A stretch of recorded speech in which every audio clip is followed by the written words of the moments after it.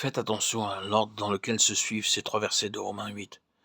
D'abord, verset 13, la nécessité de mortifier les œuvres du corps par la présence de l'Esprit précède la promesse d'être conduit par l'Esprit du verset 14.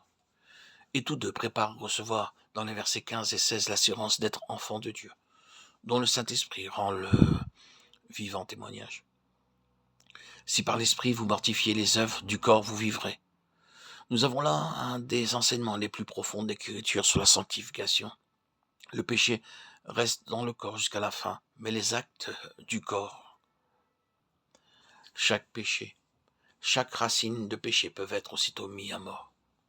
C'est la présence de Christ, c'est la vie de Christ apportée en nous par le Saint-Esprit, qui mortifie tout acte répréhensible.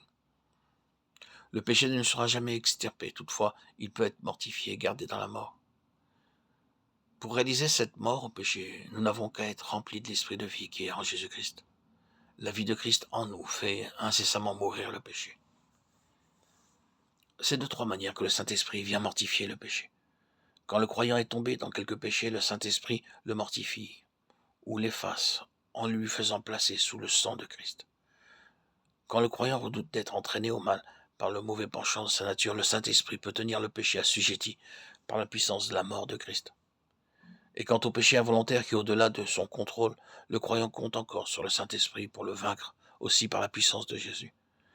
Mais souvenons-nous bien que c'est en nous révélant Jésus mort et ressuscité, que c'est en nous remplissant de sa présence que le Saint-Esprit mortifie les péchés du corps. C'est donc quand nous vivons de la vie de l'Esprit que nous sommes conduits par l'Esprit de Dieu. Pour être certain d'être conduit par l'Esprit, il faut l'être sans interruption. On peut perdre en 1 heure ce qu'on avait acquis dans le cours d'une année. Si nous agissons indépendamment de l'Esprit dans les petites choses, nous l'appellerons en vain pour les grandes choses.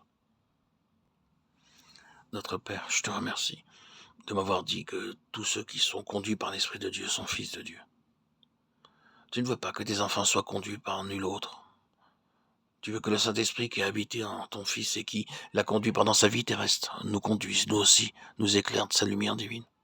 Père, tu sais que par notre ignorance ou par notre négligence à obéir à l'Esprit, nous ne savons plus reconnaître sa voix, et qu'ainsi la pensée d'être conduit par l'Esprit nous angoisse plus qu'elle ne nous réjouit.